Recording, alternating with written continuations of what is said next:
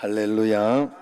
예, 오늘도 이렇게 또 오랜만에 또 뵈는 분도 있고 또 여러 사람들이 또 있고 안 보이는 분도 있고 그렇습니다. 또 이렇게 제가 그래서 일부러 영상을 또 들어가 보니까 영상으로 또 계시는 분도 이렇게 많고 그렇습니다. 모두가 하나님 앞에 은혜인 줄로 믿습니다. 옆 사람과 한번 인사하겠습니다. 볼륨 좀 올려줘요. 옆 사람과 한번 인사하겠습니다. 참 잘 오셨습니다. 사랑합니다. 신령과 진정으로 예배드립시다.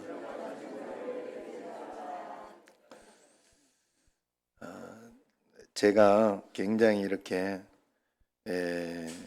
예배 시간마다 마음을 다시 이렇게 다잡게 하고 또 이렇게 예배드려야 된다, 저렇게 예배드려야 된다 자꾸 이야기를 해요. 철야 예배 때도 그렇고 수요 예배 때도 그렇고 새벽에도 그렇고 뭐 자꾸 이야기를 합니다. 이유는 한 가지예요. 다른 것이 아니라 잘못하다가 보면 매너리즘에 빠지니까 항상 그것이 문제니까 그렇게 되지 않게 하기 위해서 자꾸 이야기를 하는 것이니까 여러분들도 늘 마음을 예배 드릴 때마다 그리고 늘 마음속에서 하나님 앞에 예배 드릴 때 부족함이 없이 드리자 자꾸 그런 마음으로 해야 돼요. 꼭 그렇게 할 때 우리의 모든 것이 하나님 앞에 온전히 드려질 줄로 믿습니다. 제가 예수님 믿어본 결과 그거밖에 없어요. 우리의 진심과 전심을 가지고 주님 앞에 내가 잘하고 못한 거는 별 문제가 안 되더라고 하나님께서 왜냐하면 사람은 잘할 수도 있고 못할 수도 있고 찬양도 마찬가지잖아요. 조수미가 다 앉아있으면 더 잘할 것이고 좀 그렇지 않으면 좀 덜 할 것이고 그건 하나님이 신경 쓰지 않아요. 하나님이 그건 신경 써. 하나님이 주신 대로 내가 최선을 다해야 하면 되니까 그러나 내가 마음으로 방탕해지고 또 마음으로 거기에서 이미 방심하면 그건 하나님이 원하시는 게 아니더라. 그럼 오늘 제목이 방심에서 각성으로 하는 거죠. 조지 바나의 책의 주전자 속의 개구리 그 이야기 여러분 대충 다 들어보셨을 거예요. 이것은 현실에 안주하면서 쇠퇴하는 현대교회를 빗대어서 또 물질 만능주의의 시대에 공존하면서 영적으로 서서히 죽어가는 교인이나 교회를 빗대어서 주전자 속의 개구리다 그렇게 비유했습니다. 주전자 속에 물이 갑자기 뜨거우면 개구리가 뜨거 하고 튀어나온다고 그래요. 그러나 가장 알맞은 온도라면 그대로 물속에서 즐기고 있다는 거죠. 그러면 그때부터 물의 온도를 서서히 이제 올리기 시작하면 이제 뜨거워졌는데도 몸이 적응해서 뜨거운 줄도 모르고 있다가 결국 삼켜 죽는다고 해요. 급변하는 세상 속에 영적으로 서서히 죽어가고 있는 줄도 모르고 방심하며 살아가는 이들에게 하나님은 끊임없이 우리에게 각성의 기회를 주고 제공하고 있다 하는 것을 우리가 기억해야 하는 그런 예화라고 봅니다. 5월은 가정의 달이죠. 이번 주 21일이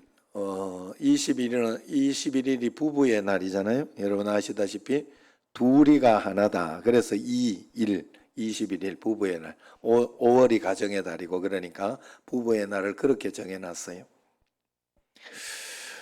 러시아 속담에 바다로 나갈 때는 한 번 기도하고 전쟁에 나갈 때는 2번 기도하고 그리고 결혼식에 나갈 때는 3번 기도해라 그런 말이 있습니다. 여러분 결혼 생활은 바다에 나가는 어부보다 그리고 전쟁에 나가는 군인보다 더 어렵다는 소리겠지요. 더 이렇게 기도를 많이 하고 그러면서 해야 가정이 지켜지고 그렇게 된다. 왜 가정이 파탄되느냐 생각해 보면 방심에서 오는 매너리즘 때문에 소중한 것을 소중하게 여기지 못하고 그저 내 이기적인 어떤 그런 것으로 행하기 때문이 아닌가 생각합니다. 그래서 가정을 위해서도 끊임없이 각성하고 깨어 있어야 할 줄로 믿습니다. 특별히 코로나로 인해서 영적으로 우리 신앙이 굉장히 무너지는 현상이 일어나게 됐어요. 그래서 하나님께서 코로나를 통해서 우리 믿음의 현 주소를 점검하게 해주셨습니다. 그래서 우리가 믿음이 살아있지 못하고 믿음을 살려내지 못하면 망하게 되는 것도 보여주신 것입니다. 그러므로 깨어있지 않으면 지속적으로 우리가 편안하게 잠들어 있는 것이 아니라 깨어있지 않으면 죽는 것임을 우리는 명심해야 됩니다. 우리가 타성에 젖은 영적 매너리즘에 깨어나라 하는 하나님의 메시지가 지금은 온라인 예배와 편의주의로 나타납니다. 다들 처음에는 온라인 예배 드릴 때 죄송하고 불편한 그런 마음을 가지고 있었죠. 이래도 되나 하다가 어느 순간부터 이래도 된다 이렇게 생각이 되는 거예요. 그러면서 그래도 된다 하고 생각이 되는 것은 이 영상 컨텐츠가 어떻고 또 아니면 목사님이 표정이 왜 저러냐 뭐 이런 거 이야기가 나오고 이제 그러기 시작하면 내가 익숙해져 있구나 여기에 적응하고 있구나 이렇게 생각을 하면 됩니다. 그래서 하나님 앞에서 늘 이렇게 좀 불편하게 더 이렇게 불편하게 이상한 집사님 귀하게 생각해. 예? 이렇게 TV 앞에 새벽에 TV가 강화도에서 여기까지 못 오니까 TV에서 이렇게 예배를 드리는데 거기에서 이렇게 소파가 이렇게 편하고 좋은 굉장히 비싼 가죽으로 된 소파가 이렇게 있는데 그 소파에서 보지 않고 옆에 쪼그리고 이렇게 앉아 있는 그 불편한 의자에 이렇게 앉아서 예배를 드린다고 하더라고요. 지금도 그렇게 하고 계시죠? 예, 당당하게 이야기하잖아요. 그래서 그렇게 하는 것은 예배의 어떤 그런 것을 놓치지 않으려고 그러는 거예요. 이렇게 편의주의에 빠지지 않으려고 그렇게 애를 쓰는 겁니다. 그게 굉장히 중요합니다. 제가 우리 교회 추천을 하는 분들이 이렇게 있는데 교인들은 뭐 이야기하지 않습니다. 교인들은 이야기하지 않는데 이렇게 교인이 아닌 분들이 이렇게 좀 다르게 나쁘게 이렇게 대놓으면 아니면 또 이렇게 여기 정면에는 되지 못하게 이제 교회자들만 되도록 해놓고 다른 곳을 해놨는데 이렇게 불편하게 해놓으면 전화를 해서 이렇게 이야기를 해줍니다. 꼭 이렇게 이야기를 해줍니다. 왜냐하면 그냥 둬도 됩니다. 둬도 되고 그리고 또 꼭 그렇게까지 하고 싶은 마음은 없어요. 없는데 그렇게 해놓으니까 자꾸 이렇게 하다가 예배 시간에 와서 이제 차 빼야 된다고 이렇게 하면서 불편하게 하고 또 힘들게 하고 또 그러면서 또 나중에는 뭐 며칠씩 그냥 이렇게 대놓는 거예요. 그러면서 그런 문제가 이렇게 발생을 해요. 그래서 안 빼주고 아니면은 좀 불편하게 해도 이야기를 하게 합니다. 자꾸 이야기를 해서 차 좀 빼고 아니면은 이쪽에 어디에 정상적으로 이렇게 되도록 해 주십시오 하고 그렇게 이야기를 해요. 이유는 한 가지입니다. 불편하게 해드리는 거예요. 불편하게. 그래서 여기는 내가 당연한 게 아니었다는 걸 상기시켜 주는 거예요. 당연한 게 아니었다는 것을. 우리가 그래서 하나님 앞에서 예배를 드릴 때 그런 마음으로 늘 그 마음이 중요해요. 저도 지금 이렇게 드리면서 온라인 예배를 가지고 이야기를 하지만은 또 예배를 지금 드리고 있는 저 자신도 어떻게 이렇게 지금 하나도 지금 없이 그냥 몇 명만 이렇게 직원들 몇 명만 해서 그렇게 예배를 드려야 하고 있는 이때에 지금 이렇게 예배 드릴 수 있는 것을 더 감사하는 마음을 정말 가지고 있어야 된다는 거예요. 그래서 그런 마음으로 하나님 앞에 늘 깨어서 주님 앞에 예배 드리고 기도할 때 그것이 하나님께서 기뻐하시고 또 하나님 앞에 우리가 잘 살아가는 거예요.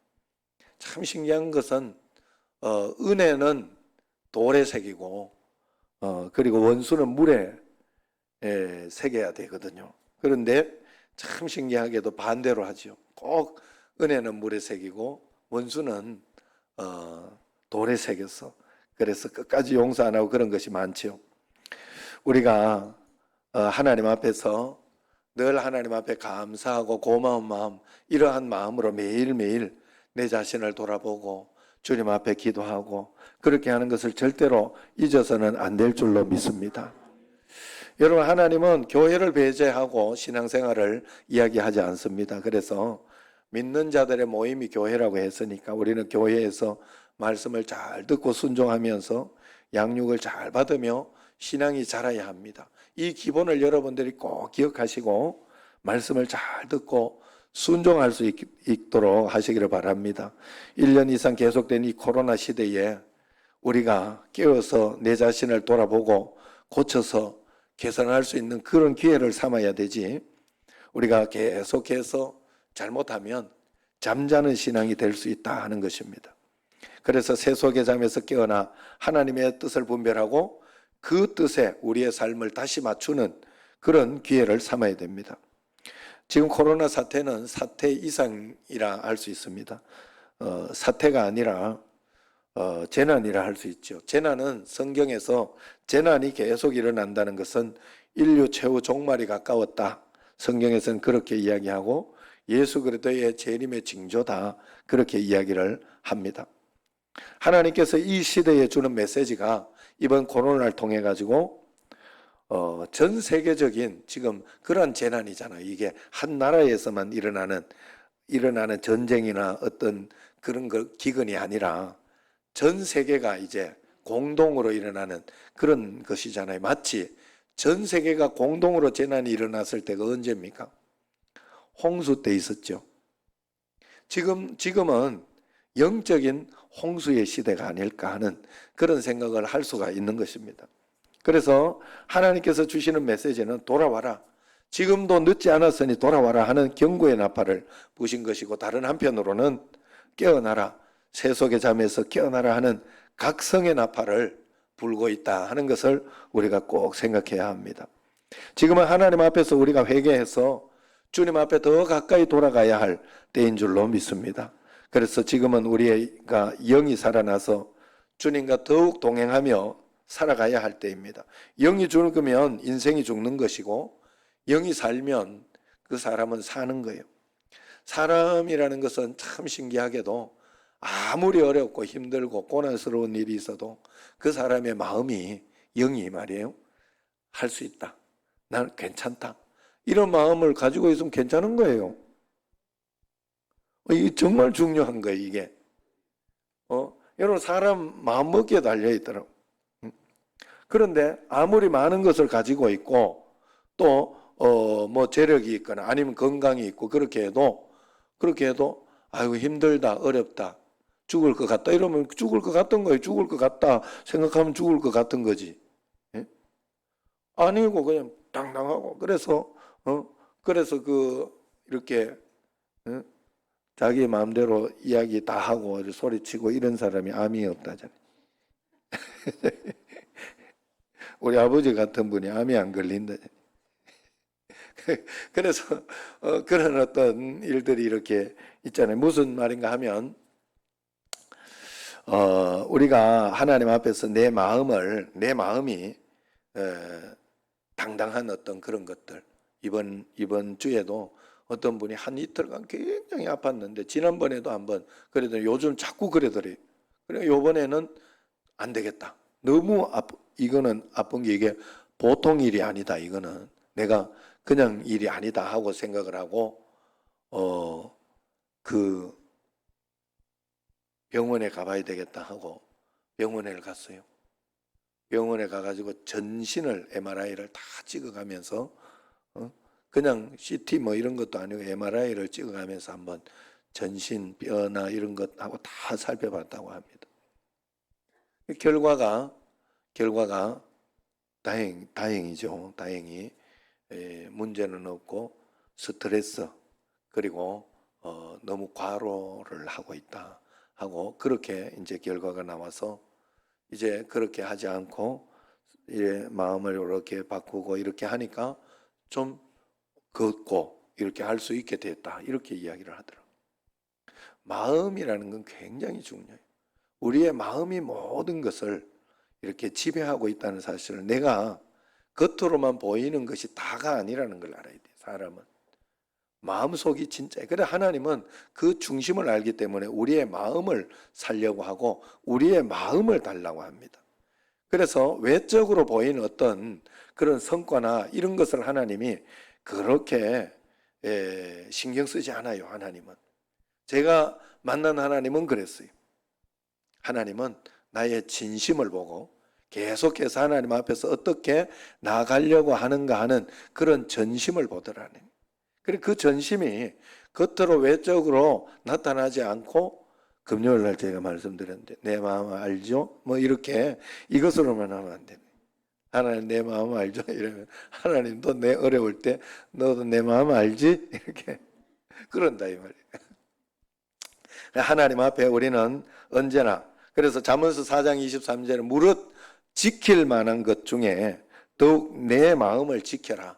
생명의 근원이 여기서 남이니라. 그렇게 이야기해. 또 요한 3서 2절에 보면 사랑하는 자여 내 영혼이 잘 되면 범사가 풀릴 것이고 범사가 풀리는 가운데 건강해질 것이다.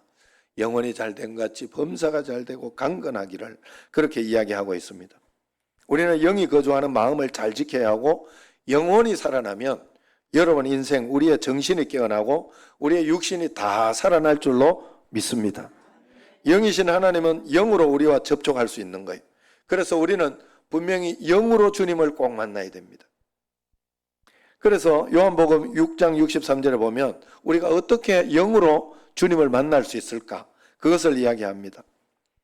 요한복음 6장 63절에 예수님께서 이야기하는, 살리는 것은 영이니 육은 무익하다. 그렇게 이야기해요. 육은 무익하다 그랬어요. 왜냐하면 육은 언젠가는 없어질 것이기 때문에 영이 영적으로 깨어나고 영적으로 잘 살아내야 된다. 정신 차려야 된다 하는 그런 이야기를 해준 거예요. 살리는 것은 영이다. 그리고 난 뒤에 두 번째로 그런 이야기를 합니다.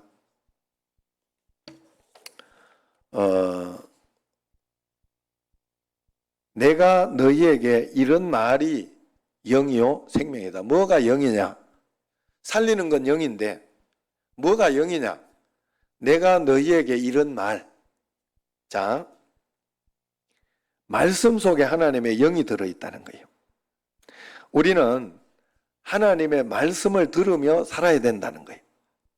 자, 하나님의 말씀을 억지로 듣는 방법은 성경을 읽고 설교를 듣고 그러면서 이렇게 예배를 드리고 하는 그런 행위들 통해 가지고 우리는 억지로라도 듣는 거예요. 그건 우리를 살리기 위함입니다.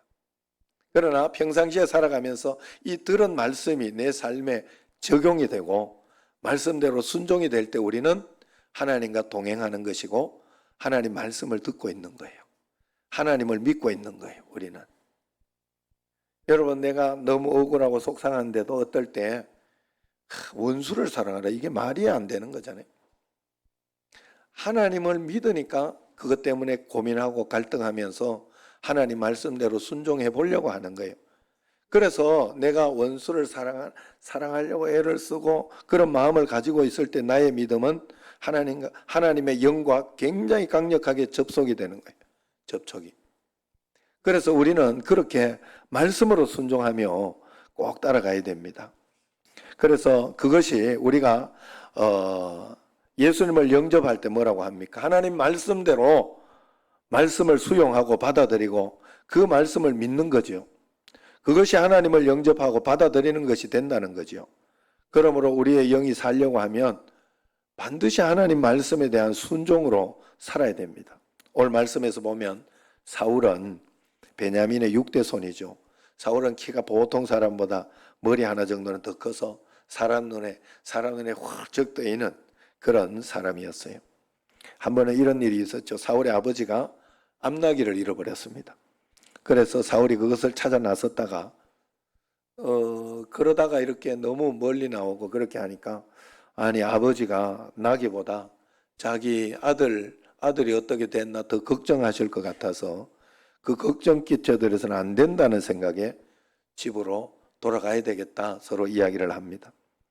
당연한 거지만은 사울은 부모의 마음까지 생각하는 효자였다는 거예요. 사울은 암나기를 찾아가 마을에서 하나님의 사람이 있다는 소리를 듣고 그를 만나려고 이제 어떤 일이 있을까 그를 만나려고 했어요. 사울 일행이 마을로 들어섰을 때 하나님의 사람 사무엘이 오고 있었습니다.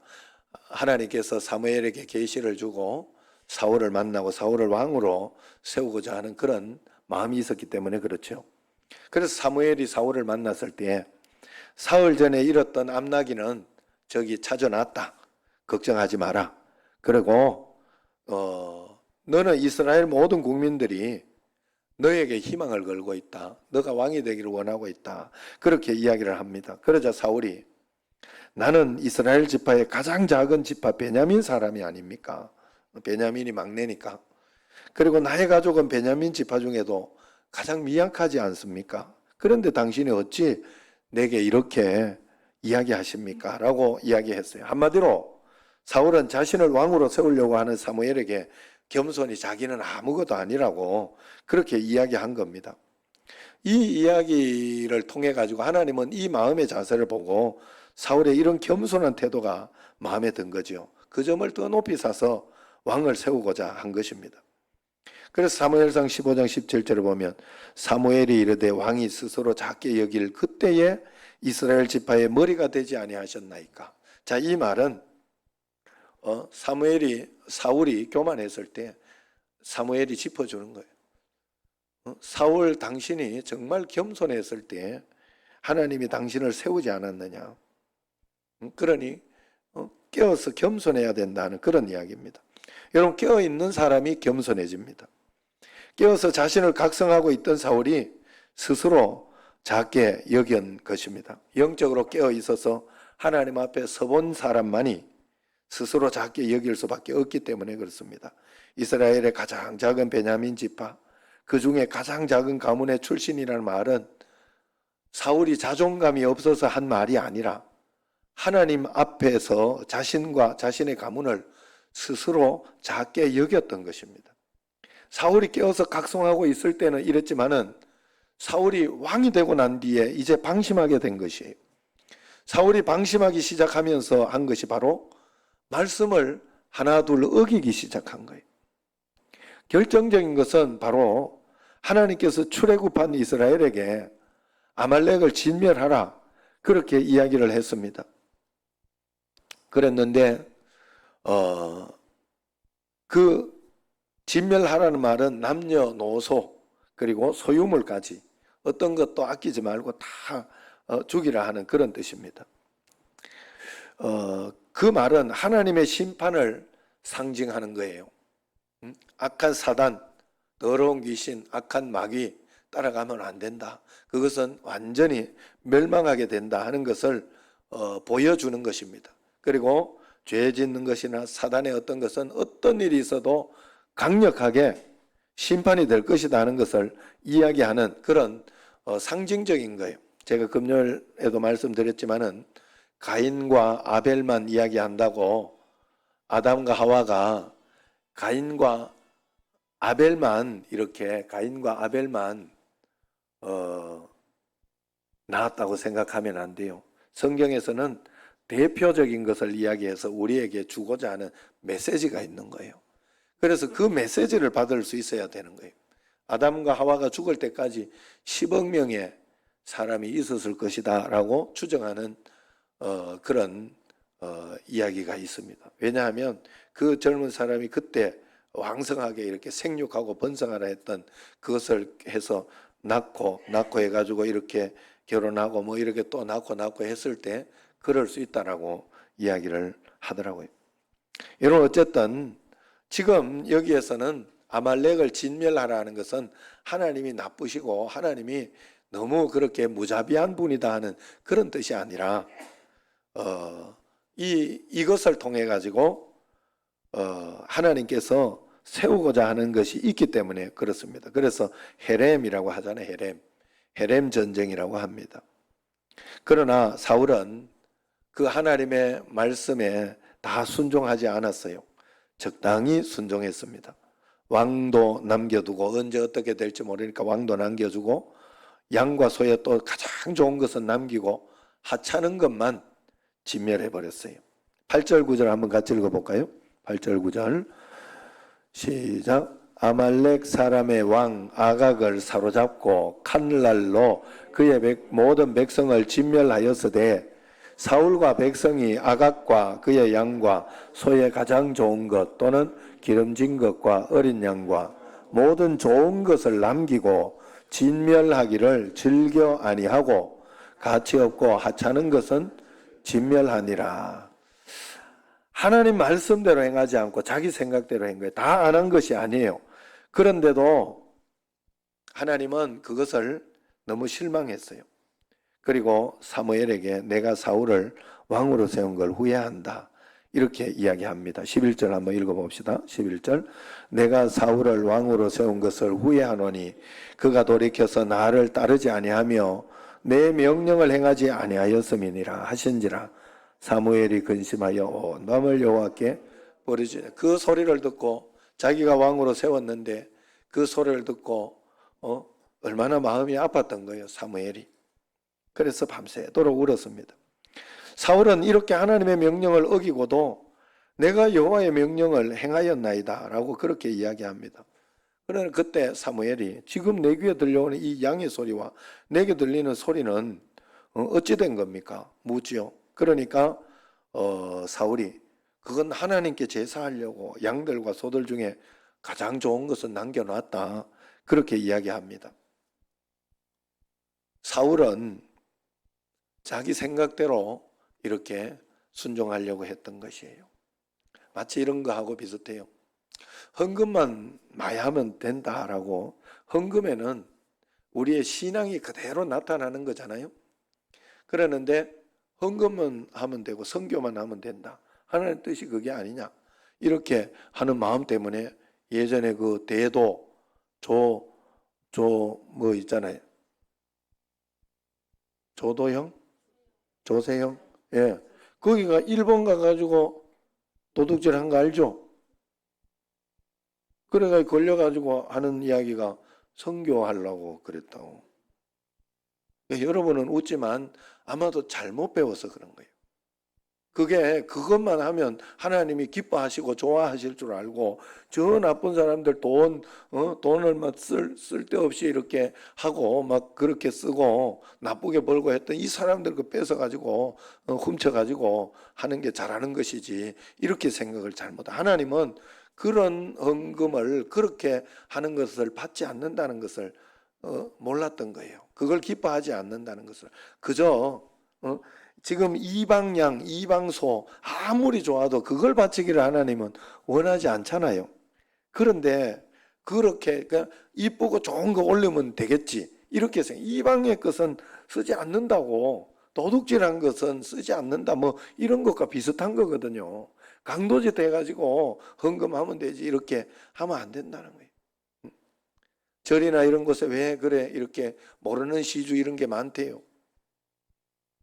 이 강탈해가지고 강도짓을 해가지고 그걸 가지고 이렇게 거기에 그거라도 이렇게 해놓으면 좀 마음에 이렇게 좀 평안을 받으려고 이렇게 그러는 게 많다고 우리가 하나님 앞에서 하나님이 기뻐하시는 것을 해야 되는데 그것을 그렇게 하지 않는 게 참 많다는 거예요. 그래서 20절 21절을 한번 보세요. 20절 21절 시작. 사울이 사무엘에게 이르되 나는 실로 여호와의 목소리를 청종하여 여호와께서 보내신 길로 가서 아말렉 왕 아각을 끌어왔고 아말렉 사람들을 진멸하였으나 다만 백성이 그 마땅히 멸할 것 중에 가장 좋은 것으로 길갈에서 당신의 하나님 여호와께 제사하려고 양과 소를 끌어왔나이다 하는지라. 아유, 하나님이 뭐 그 제사를 기뻐하시겠어요. 하나님이 그거 뭐 이렇게 막 다 태우면 뭘 그거 태우는 걸 좋아하겠어. 그죠? 다 번제를 드리는 거 다 태워버릴 때 하나님 앞에 내가 아낌없이 이걸 아끼고 여기에 막 이렇게 내 자신을 두고 그래서는 안 되는구나 하는 걸 생각하고 깨닫고 하나님께 드려야 할 것이고, 또 화목제나 이런 것은 참 신기하면 보면요, 하나님께서 거기에서 이렇게 소를 잡거나 이렇게 했을 때 그 살이나 이런 것은 제사장 그리고 같이 이렇게 예배를 드리고 화목제물을 드렸던 사람들 그리고 동네 사람들 같이 나눠 먹으라 하고 도로 줍니다. 그리고 내장 이렇게 필요 없는 거 기름 이런 거를 태우라고 그래요. 그걸 받으시겠다고. 하나님이 그런 하나님인데 그 의미, 그 예배와 어떤 그런 거에 대한 각자의 의미와 어떤 그것이 중요한 건데 그걸 모르고 자기 마음대로 자기 생각대로 좋은 것만 이렇게 이쁜 것만 이렇게 하면 되겠지 이렇게 생각을 사울이 그렇게 생각을 했다 하는 거예요. 자신은 이렇게 좋은 마음으로 했는데 왜 그러냐고 사울에게 이야기를 한 거예요. 그때 사무엘이 단호하게 이야기하죠. 오늘 말씀이 바로 그 말씀이죠. 22절에서 23절을 보면 순종이 제사보다 낫고 듣는 것이 수당의 기름보다 낫다 이야기를 합니다. 오늘 말씀에서 알 수 있는 것은 하나님 말씀에 100% 순종하지 않는 것은 순종이 아니라고 한다는 거예요. 그래서 하나님의 말씀에 거역하는 건 점치는 것과 같다. 또 고집을 꺾지 않고 고집 부리는 것도 우상숭배와 같다. 그렇게 하나님은 이야기. 여러분은 정말로 그렇게 믿고 있습니까? 여러분, 내가 하나님 말씀에 불순종하고 그럴 때 그럼 내가 얼마나 점을 많이 쳤어요? 혹시 예수님 믿으면서 점치러 가시는 분은 없지요? 왜 이렇게 분위기가 한 번씩 가는 것 같은 분위기인가? 절대로 그러면 안 됩니다. 하나님 굉장히 싫어하시는 거예요. 그만큼 싫어한다는 소리예요. 이건 점치는 건 절대 그거는 죽을 죄라 그렇게 이야기해요. 사울이 나중에 막 그 무당한테 가잖아요. 자기가 하나님의 음성이 안 들리니까 말씀을 못 들으니까. 그러니까 그렇게 하면 안 된다는 거예요.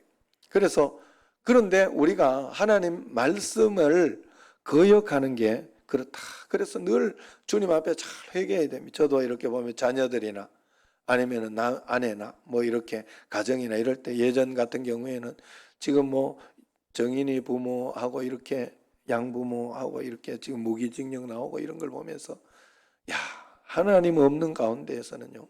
하나님을 믿어도 바로 믿은 게 아니거든요.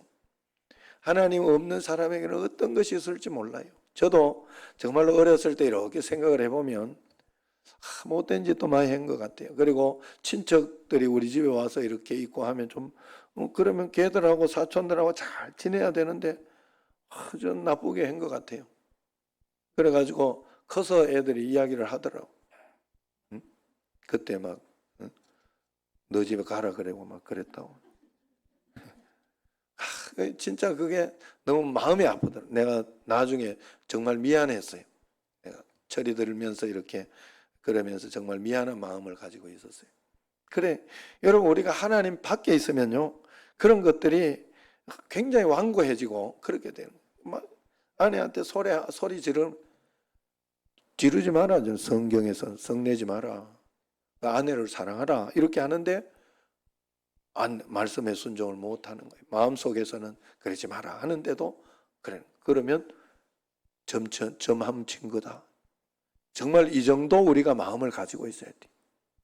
내가 오늘 이 예배 드리는 이 중심이 이게 중요한데 예배 드리는 가운데에도 고집을 꺾지 않고 막 내 마음대로 이렇게 하고 싶은 그런 마음을 가지고 있으면 그건 우상 숭배와 같다 이야기를 했습니다. 거역하고 완고한 죄는 하나님을 버리는 죄라는 뜻이죠. 그래서 사울은 그래서 이제 사무엘이 그것을 책망을 하니까 사울이 24절에 내가 범죄했습니다. 내가 하나님보다 백성의 말을 두려워해서 그랬습니다. 라고 이야기를 합니다. 이 말을 얼핏 들으면 사울이 회개한 것처럼 보이지만 그 다음 상황이 왔을 때 또 사울은 그렇게 해요. 또 편법을 쓰고 이렇게 적당히 순종을 합니다.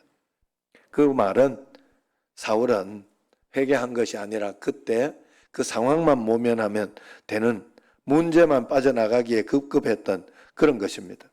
하나님보다 사람을 두려워한 것은 결국 자기 자신이 살기 위한 이기적인 행동이요 자신이 인기를 얻기 위한 인간적인 방법밖에 안 된다는 거예요. 이것이 자기 중심으로 살아가는 아주 극적인 모습이죠. 하나님의 명령을 순종하는 듯하나 결국은 하나님의 말씀을 거역하고 자기 생각대로 행동하는 것입니다. 하나님, 내 삶에 간섭하지 마세요. 나도 예배 드리고 헌신하면서 나름대로 하나님 섬기고 있잖아요. 내 삶에 개입하지 말고 내가 해달라는 것만 해주세요. 내가 알아서 섬기겠으니 나 좀 내버려 두세요 하는 게 바로 이 사울의 자세입니다. 앞서 말씀드렸듯이 사울이 처음부터 교만한 사람이 아니었어요. 그는 왕 자리를 감당하지 못하겠다고 할 정도로 겸손했고 자기를 모독하는 모든 사람들 앞에서도 온유했던 사람입니다. 그러나 사울이 왕으로 기름받고 난 뒤부터 권세의 왕관을 쓰고부터 변질되기 시작했어요. 성공을 맛보고 권력의 검을 휘두르면서 각성은 없어지고 방심하게 된 것입니다. 사울은 스스로 작다고 여겼을 때 깨어 각성했습니다. 그러나 스스로 크다고 여겼을 때 방심하여 무너졌습니다. 그래서 사울 이름이 큰 자예요. 큰 자. 사울. 큰 자. 다 의미가 있어요. 성경에서 이렇게 사울이라는 이름을 가지고 이렇게 나아가는 건 다 의미가 있어요. 그래서 사울의 방심은 어디서부터 시작했느냐? 우선 골리앗을 넘어뜨리고 다윗이 골리앗을 넘어뜨리고 백성들이 사울은 천천히요 다윗은 만만이다 그렇게 이야기할 때 아이고 다윗이 정말 고맙구나 그런 생각을 하고 또 그렇게 또 이 자기가 그 상관이잖아요. 왕이잖아요. 그런데 그런 넓은 마음과 포용적인 마음을 가지고 신하를 잘 돌보고 쓰려고 해야 되는데 거기에 시기심에 불탄 거예요. 시기심. 여러분 어린아이 신앙 때는 시기심과 다툼이 있다고 성경에 이야기해요. 여러분 그래서 마음속에 자꾸 시기심이 생기면 버려야 됩니다. 아직 어린아이 신앙이에요. 그리고 다툼 자꾸 싸우면 그것도 버려야 돼요. 그럼 뭐 싸울 수도 있고 시기심이 생길 수도 있다는 뜻이죠. 그러나 그것은 어린아이 신앙이라는 거예요. 그래서 여기에서 보면 시기심으로부터 방심하기 시작했어요. 그리고 두 번째는 아말렉을 치고 좋은 물건을 탈취한 후에 풍요해졌을 때 방심했죠. 그때 하나님의 기념비를 세우지 않고 자기 자신을 위한 기념비를 세웠어요. 오늘 우리는 어떻습니까? 시기심 때문에 방심하지 않습니까? 또 풍요함 때문에 아무 문제 없는 것 때문에 방심하고 있지는 않습니까? 어쨌든 이 모든 것은 우리로 하여금 기도하지 못하게 하고 말씀을 듣지 못하게 해요. 내가 하나님 앞에서 여러분 지금 하나님 앞에서 예전처럼 더 철저하게 기도하고 또 말씀 붙잡고 하는 그것을 꾸준히 유지하고 있지 못하다고 하면 방심하는 거예요. 방심하고 있는 거예요. 왜냐하면 그렇게 하지 못하고 있는 것은 문제가 별로 없다는 소리. 문제가 있으면 더 매달리게 돼 있어요. 하나님 앞에 더 매달리게 돼 있어요. 그러면 그럴 때 하나님 앞에 더 철저하게 하면 문제가 생겼을 때 우리가 하나님 앞에 잘 이겨낼 수 있어요. 여러분 예수님 믿는 사람은 문제가 없는 사람이 아무 일도 없이 문제 없이 살아가는 사람은 아니에요. 절대로. 예수 믿는 사람을 성경에서는 이기는 자라 그래요. 이기는 자. 세상을 이기는 자. 문제 가운데 이겨내며 사는 사람이라는 뜻이에요. 승리하며 살아가는 사람. 왜? 하나님이 도와주시고 하나님이 인도하시니까. 그래서 우리는 여기에서부터 이기는 삶을 살아낼 때 여기에서 한 걸음 하나님의 말씀대로 하나님 나라를 내가 이루어내며 산 거예요. 여기에서도 하나님 나라를 살다가 저 천국으로 가는 게 우리의 믿음의 삶입니다. 그런데 우리가 여기 따로 천국 따로 아니에요. 절대로 그렇지 않습니다. 여기에서부터 하나님 나라는 시작되었습니다. 예수님을 믿는 믿음으로. 그래서 우리는 다 이기게 돼 있어요. 승리하게 돼 있습니다. 그러므로 이기려고 하면 교만해서는 안 돼. 이기려고 하면 각성하고 깨어 있어야 됩니다. 각성하고 있어야 합니다. 철저하게 내 자신을 돌아보면서 그렇게 나아가야 돼요. 오늘 같은 경우에도 예배를 드릴 때도 그 옛날을 생각하면서 예배 드리지 못할 때를 생각하면서 제가 감사하다.